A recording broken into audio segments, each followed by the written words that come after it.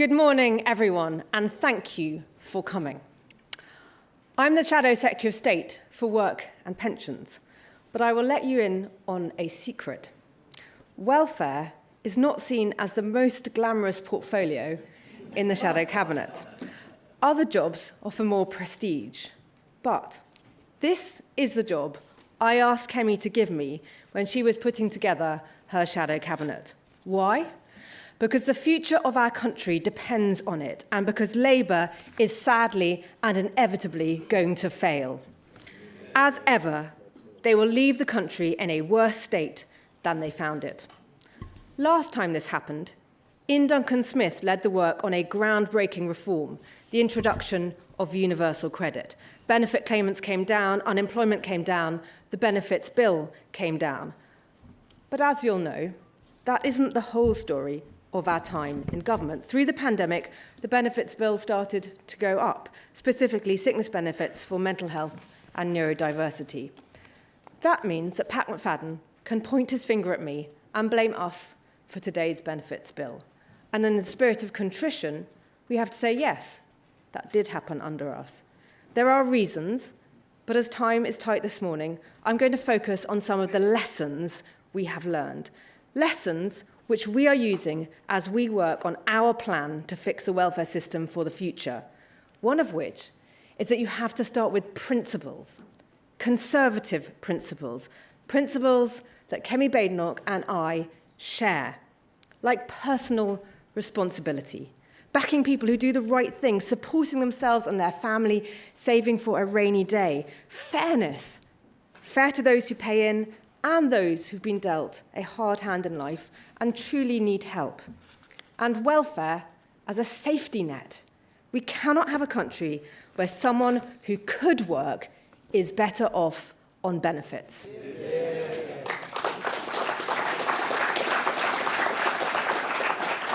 At the moment, if you score our welfare system against those principles, it scores poorly. It follows we have millions of people of working age on benefits, even when in places where there are jobs, a benefits bill soaring to a level we cannot afford, and working people saying, why should I bother? Especially after Labour's latest budget. And give me a moment to point out the absurdity of their latest announcement to spend nearly £1 billion on work placements and state-subsidised jobs. They're taxing real jobs, so there are fewer of them, to spend that money on creating fake jobs. So, Labour will not fix this, nor do we see any other party with a plan. So we are doing the hard work, hand in hand with many experts, some of you in the room, and people who are caught in this system too, but want to change it. Thank you to everyone who is helping us. We must not follow in the footsteps of this lousy Labour government who turned up without a clue. We have to be ready with a plan. Our party leader is coming here today to tell you more about this work. Ladies and gentlemen, it is a massive pleasure to introduce this morning the leader of the opposition and the Conservative Party, Kemi Badenoch.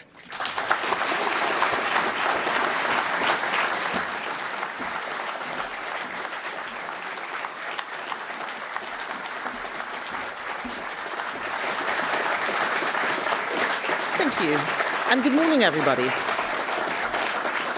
Thank you. So on Friday, I worked a shift in a cafe with James Cleverly, the Shadow Housing Secretary.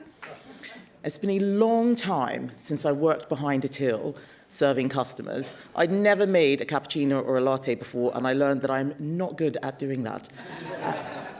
James and I are both former Secretaries of State, former cabinet ministers, but we started out working in jobs like that, in shops, in cafes. You will all know my first job was at McDonald's, and then I went on to New Look. But the point is, we didn't start at the top. We started at the bottom and worked our way up. And I bet many of you here this morning have similar stories. But today we are seeing a lot of people not taking jobs because they think that those jobs are beneath them. The Conservative Party believes in the dignity of work. And that is why James and I decided to do a shift at this cafe. And at the end of the shift, we sat down and spoke to the owner, Ruth, asked her how things were going. And what she said to us was heartbreaking. She has had an incredibly difficult time. She'd recently been through a divorce. She lost her house. She didn't know where the money was going to come from. Every day, she was just getting up and going to work to run this cafe. And I asked her how Labour's budget had impacted her. And she burst into tears. She told us that not only is she going to have to pay yet more in tax after being promised by the Chancellor last year that she wouldn't, but she was not going to get the business rates relief which she was expecting. And while she was struggling, millions of people who refused to work, the sort of people who turned their noses up at a job in cafes, they are going to be rewarded. She agreed with us that Labour's budget was a budget for Benefit Street. Labour sent a very clear message that if you work hard and you do the right thing, you will get less, but if you are on benefits, you will get more. Right now, in Britain, there are more than 6 million people of working age who are claiming benefits instead of working. That is more than the entire population of Norway that we are paying to sit at home. This is completely crazy. And where is the money coming from to pay these people to sit at home? How are we funding that? We're funding it by taxing businesses, taxing jobs, taxing wealth creators. The people in our country who get out of bed and make things happen, we're making life harder for them. This is economic suicide. And I tell you, ladies and gentlemen, Britain will get poorer and more ambitious countries will one by one overtake us. What last month's budget showed is that Labour have given up on people like Ruth. Last year, they raised taxes and destroyed jobs. And because of that, we now have hundreds of thousands fewer people in work. We have 1 million more people claiming universal credit since last year's budget. Not since the election, since last year's budget, 1 million more people are on universal credit. They could have done something about this. They could have changed course, they could have backed business, brought taxes down, but instead they taxed hard-working people to pay for benefits. The fact is, Labour do not have the ideas to create growth and get Britain working again. So they've retreated into their comfort zone. And now, because of the political pressure that Keir Starmer and Rachel Reeves are under, we can all see they're more interested in saving their jobs than creating jobs. They are retreating back to that comfort zone.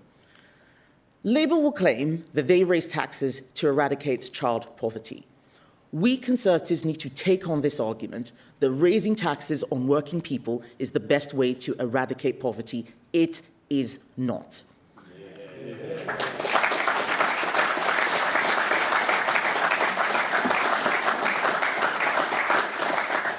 Labour believe that the way to end poverty is give money to people in poverty and give them more money until they're not in poverty anymore. This has never worked.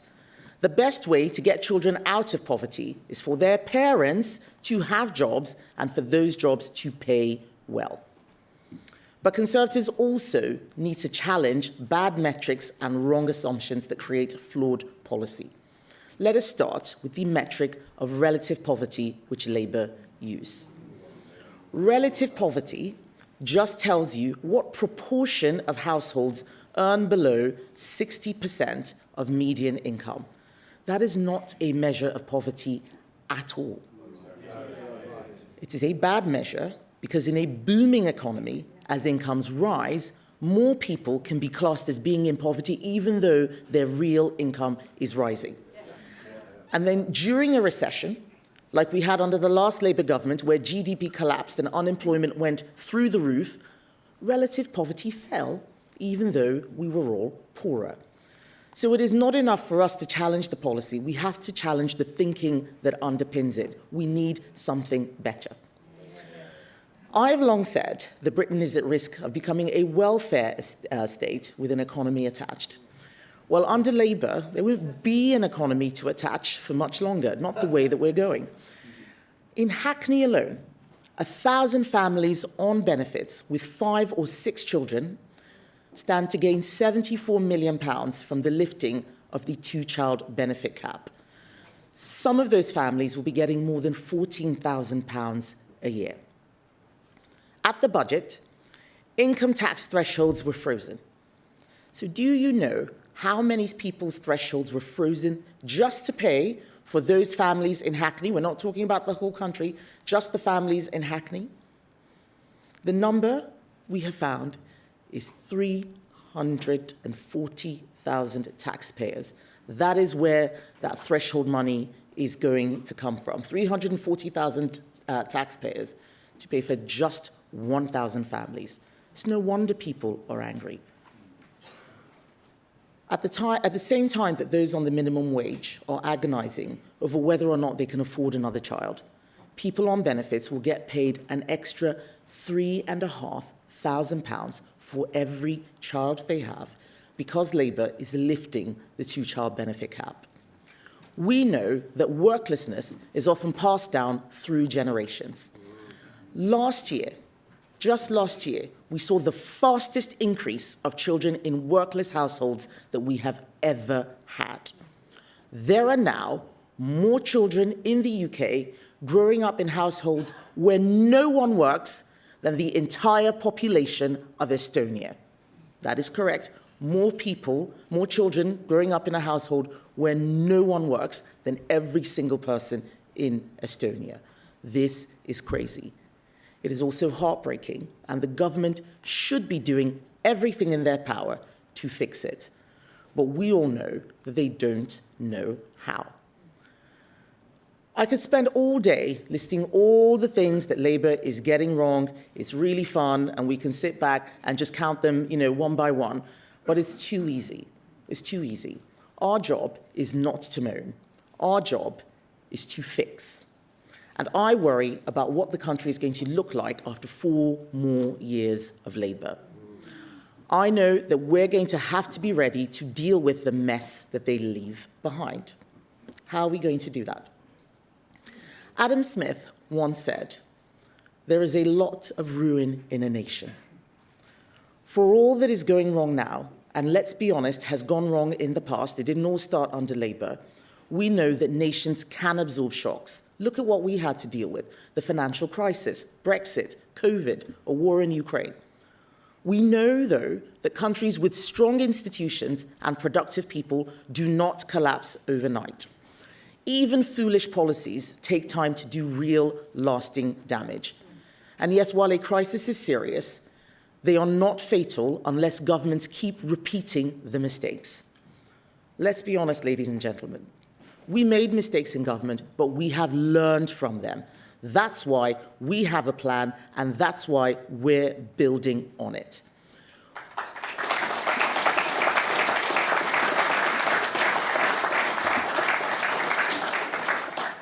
We need to get people into jobs. We have a jobs crisis.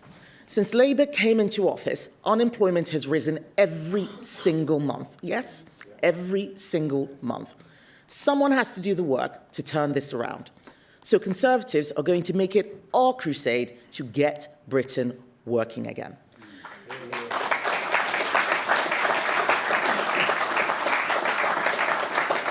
Every person who gets off benefits and into work is a double whammy for growth. We stop paying them to sit at home, and they start paying into the system. This is how we reduce the tax burden, especially on businesses who are then able to go out, create more opportunity and more jobs. This is the opposite of Labour's current doom loop, where they raise taxes and kill jobs, so they then need to raise even more taxes. That's not going to fix anything. My team and I have worked out some of the fixes that could start today. You would have heard some of them at conference. We identified £23 billion of savings from doing things like restricting benefits to those who are not British citizens, reducing eligibility for low-level mental health issues, and so much more. We could do that today, but we all know it is not enough. A lot of what's going on in our country is more complicated, and it's going to take so much hard work heavy lifting, and joined-up thinking to solve. That's what I want to talk to you about today, that joined-up thinking. So today, we are launching our campaign to get Britain working again. And throughout next year, my Shadow Chancellor Mel Stride, Shadow Business Secretary Andrew Griffiths, and Shadow Work and Pension Secretary Helen Whately and I are going to work together, along with Shadow Cabinet. We're going to be reviewing some of the most challenging and complicated aspects of work and welfare in this country and figure out how we can get millions more people into work.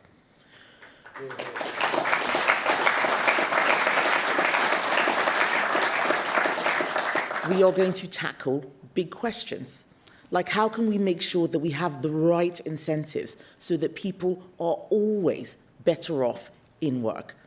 We will review every circumstance in which benefits are currently paying more than work. We will undertake a full review of the level and operation of the household benefit cap, which currently acts more like a sieve than a cap, because most people on benefits avoid it through one exemption or another. Exemptions like being diagnosed with anxiety. Being diagnosed with anxiety can be worth more than £20,000 to some families. A lot of people don't know the scale of the problem. A lot of people don't know how bad it is. Quite simply, our sickness benefit system was not designed to handle the age of diagnosis which we now live in. So we are also going to review which conditions the state treats as disabilities when it comes to benefits. All of us will have physical and mental challenges at some point in our lives. All of us will. But in an age in which 1 in 4 people now self-report as disabled, it's clear that we are now going to have to draw a line on what health issues the state can support people with. The government can't do everything. So this is a review that we will do carefully over time with medical and employment experts to make sure that we get it right. We want people to get the support they need, but very often people should be getting support into work rather than cash payments to sit at home. The fact is, in 2025, with the option of remote working and advances in treatments for many conditions, lots of disabled people can and do work. Conservatives believe that work provides purpose and can improve all lives. Work, contribution, purpose give you value, they give you dignity. The chance to change your life circumstances and support the people you care about. That's what work gives you. So we are going to look at what form state support should come in and how long it should last. And we are going to back businesses who invest in supporting the health of their staff. We're going to make it easier for small businesses to adopt some of those good practices without piling more bureaucracy and more red tape on them. That's not what they need. The next thing we're going to do is the hard yards on making sure that our education system equips people with the skills and attitudes they need for the jobs of our time and for the future. Conservatives did it before, we will do it again. Instead of having thousands of students racking up debt on low-value degrees, we are going to boost our apprenticeship system. We're going to double the number of apprenticeships.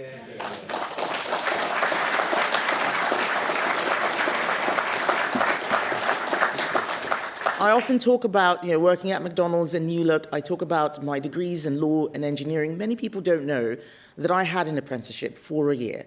And I still remember more from that 1 year using my hands than I do from actually both of the degrees that I did. We want to boost apprenticeships, helping young people and sectors of the economy like construction, which for far too long have relied on migrant labour because we haven't prepared our young people to work in their industry. That is what apprenticeships can do. And we're also going to look in detail at the 1 million young people currently not in education, employment or training. This is a long-running problem which is getting worse under Labour. We need to do something about it. We have a responsibility to those children. Instead of thousands of children dropping out in their teens because they don't see the point of school, we are going to get them on the path to skills and work. But it's not just young people we're going to help. We're also going to look at what we can do to get people who have been out of work for years or even decades back into the workforce. We're going to look at tax. How can we make sure that we have a tax system that doesn't crush people like Ruth? Make sure we do not have that. We need to have a tax system that should be encouraging people to start a business, not encouraging them to close their business. How can we make sure that we have a high-growth economy that is not reliant on immigration? Relying on immigration to boost our economy is a Ponzi scheme. It is not fair to take talent out of poorer countries while failing to grow our own.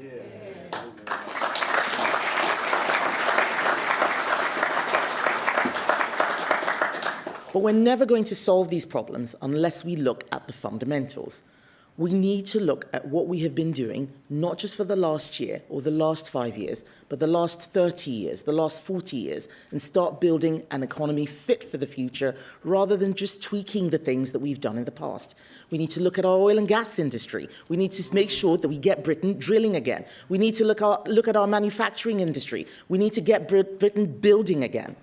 So Helen, Andrew, Mel and I, they're all here today, are spearheading the new Conservative Economic Unit. This new unit, working together, will leave no stone unturned. And by the time of the next election, we're going to have a detailed plan for how we can embark on a journey to get every single person in Britain who can work to work.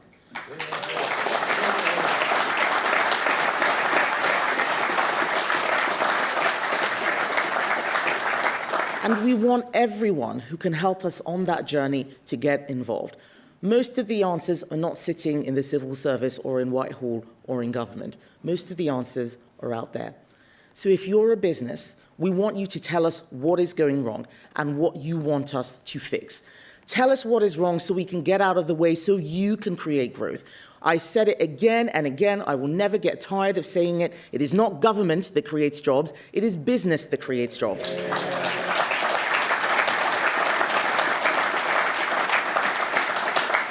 If you are someone who's looking for work and are not able to find it, we want to hear what you're struggling with. What is the problem? What would help you overcome the challenges you're facing without it being the government spending more and more money on benefits? We need Britain to be one of the best places in the world to start and run a business. We need to get our wealth creators back from Dubai. We need young people to see Britain as the place to build something, not as a place to escape from. Imagine what this will actually look like in communities where no one currently works. Let's get some hope out there. We are not the doom and gloom party. We're not the welfare party. That's Labour. We want to talk about how we will do this for our high streets, what we're going to do for public services. We are going to turn Britain from a welfare state into an opportunity state and together get Britain working again.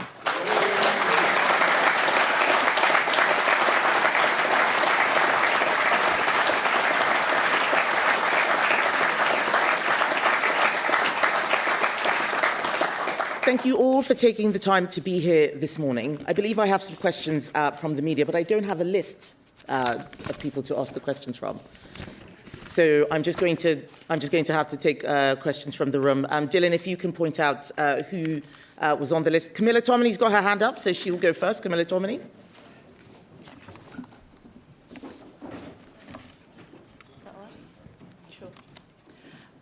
First of all, I just wondered in your team that is going to be looking at welfare, whether you're going to be consulting Ian Duncan Smith, who obviously created universal credit.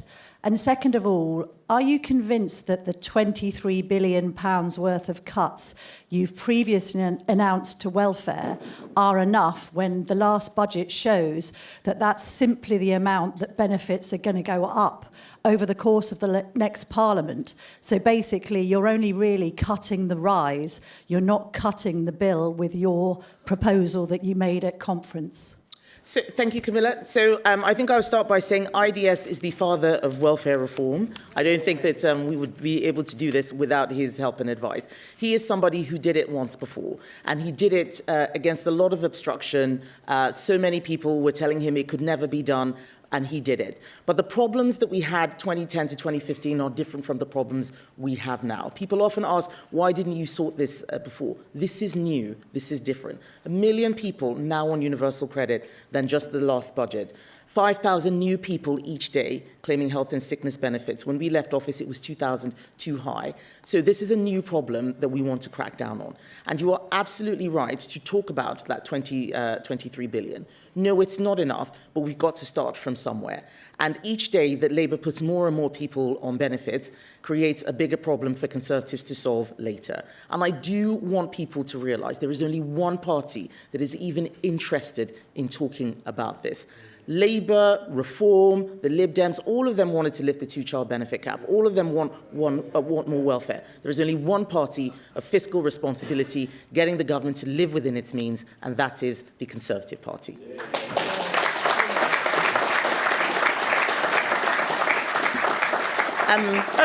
There's now a list on the screen, so I can go to Sam Coates from Sky.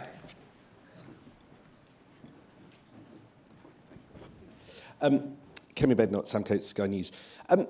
When you mentioned relative poverty in your speech, there were groans from the audience. I'm wondering, does poverty in any form bother you? And do you see it as the role of the government to help the 2/3 of children and adults in poverty who are already in work, have someone in work in that household? Yes. Of course it bothers me.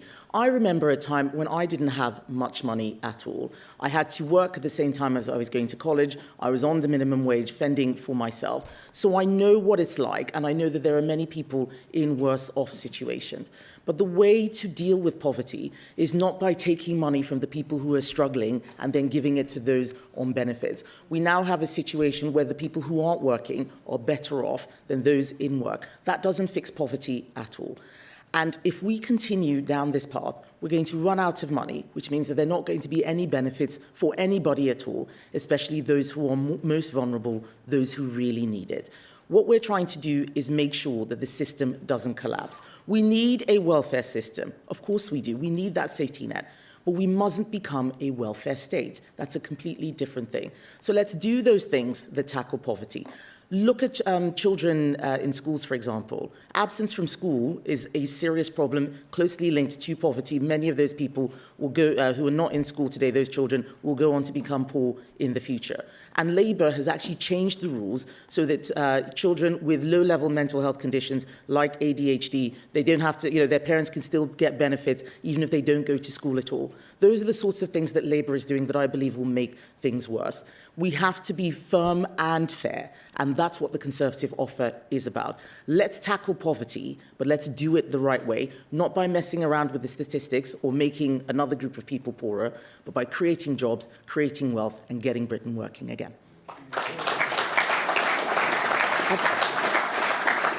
Next question, Olivia Utley, GB News. Good morning.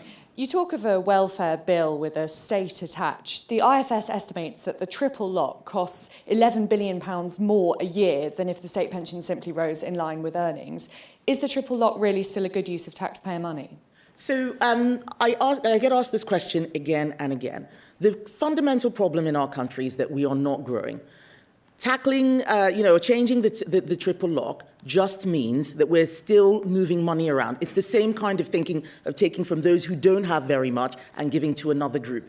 If we were growing at 2 to 3%, there would be no one talking about the triple lock. Triple lock is Conservative policy. Let's start with growth measures. If you take somebody out of welfare and get them into work, you are creating growth. If you cut people's pensions, you're not creating growth. So let's focus on growth and wealth creation. There's only one party that knows how to do that. Lots of people can divide money that's already existing, but the only people who actually know how to create wealth, create growth as a government are Conservatives. That's what the economic unit with Helen, Mel and Andrew are going to be working on. It needs a lot of deep thinking. We have people in business out there helping us. That's what we will do to make sure that we don't have child poverty, but we don't create pension poverty either.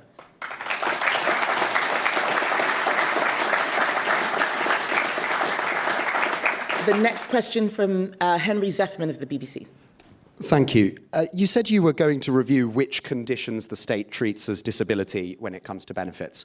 Is it solely the sorts of mental health conditions that you've talked about that you're thinking of there, or are there other conditions, for example, physical conditions, that concern you? Well, one of the things that we know is that in 2025, there are advancements that mean that lots of disabled people can work. I saw this even when I was business secretary in government. And we have talked about a lot of low-level mental health issues that should not qualify. The ADHD diagnosis can get a family an extra £20,000. That is not right. But the detail of where we need to draw the line is going to be done by our economic units. This campaign to get Britain working again is serious. Right now, there is no line.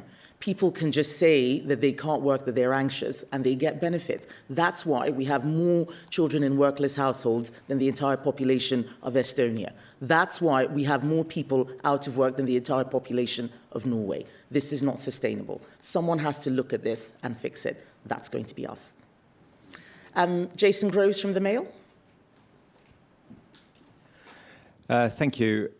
You mentioned there's 6 million people who could work, who are not working rather. How many of those do you think could work? Is it a quarter? Is it half? Is it more? And do you think you can never get back to the kind of pre-pandemic levels of spending on welfare, or is that ship sailed now? We can get back to the pre-pandemic level of welfare. And even then, it was high. We have people who are working just enough hours to be able to keep their benefits, people working 9 hours, 16 hours. We need to look at, we need to look at the taper. Does it still make sense? We need to look at so many things. And what we're seeing from the government, and sometimes we did this too, I saw it even when we were in government, is just little tweaks here and there. We'll change a little bit here and hope that it gets better. We need to look at systemic change. We need to do something that's really bold, really radical, and we need to explain to the public what we're doing, why, and how. That requires deep work. What we're not going to do is what Labour did, wake up one day and decide that they're going to snatch away the winter fuel payment without explaining what, why, and how. We're not going to just, impose a tax on farmers. We're going to scrap those taxes because we actually think that they stop people like farmers and small businesses from working. So all of this is joined up. This is not just about welfare. This is about getting Britain working again. Welfare is one aspect. Business growth is another aspect. Taxes are an aspect. And it has to be joined up. Just this piecemeal way of tweaking here and tweaking there and crossing our fingers and hoping that everything is going to be fine has not worked for the last few years. It's definitely not working now. It's going to get worse. That's why we are going to have a plan to fix it.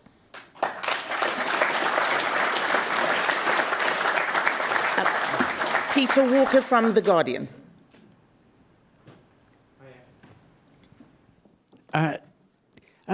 Well, I understand that you see that there's this kind of moral mission to get more people back to work, and know that Mel Stride in his former job has done a lot of work on this. Do you sometimes worry that the tone and the language of it can at times feel a bit stigmatising and nasty, the idea of a benefit street budget and the diagnosis age, or whatever the phrase was you used? Do you think that politicians perhaps have to be slightly careful with their language for things like this? I think that politicians should be careful with language all the time, but I don't think there's anything wrong in what I said. In fact, what was astounding was how many people from across the country wrote to me saying, thank you for saying what we're thinking. We spend a lot of time trying so hard not to upset people or say anything that might ruffle any feathers, that we end up creating a system that is unworkable. So I'm very happy to be the person who tells it like it is, who gets to it straight. I'm very happy to do that. But I do want people to know that what we are doing is the right thing. It is going to be fair. It's going to be fairer than what we have now. It is not fair that a lot of people are going out there working and they are living poorer lives than those on benefits. So I won't apologise for the language I've used. I'm actually very careful with my language, but I use language that's going to cut through. We spent a lot of time talking in technocratic, using technocratic language. Nobody understood what we were doing or why we were doing it. People will understand what the Conservatives under my leadership will do. That's very important to me, but I want them to know that we will always be firm but fair. Thank you.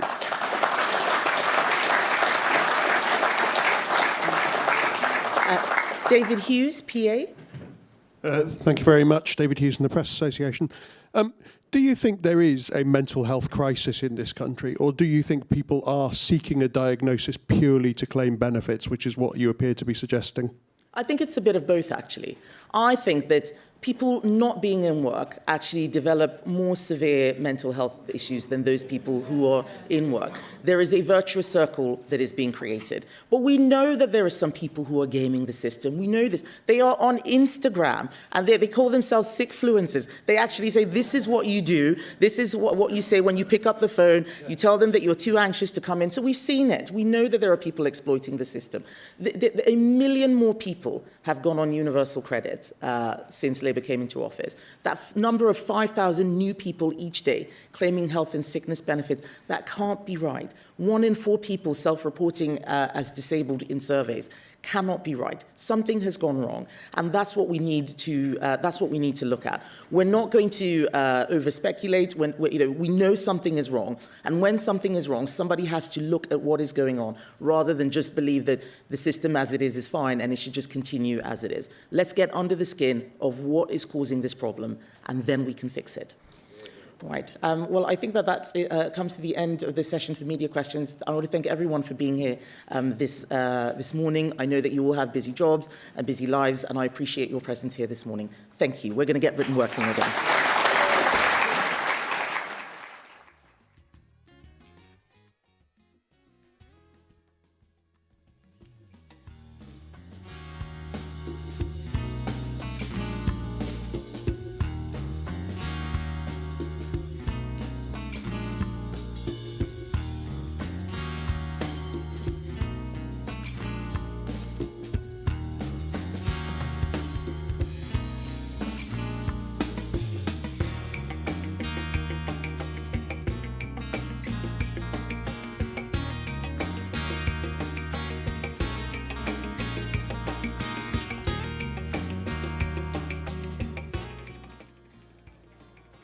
Thank you everyone for coming. Please make your way to the nearest exit.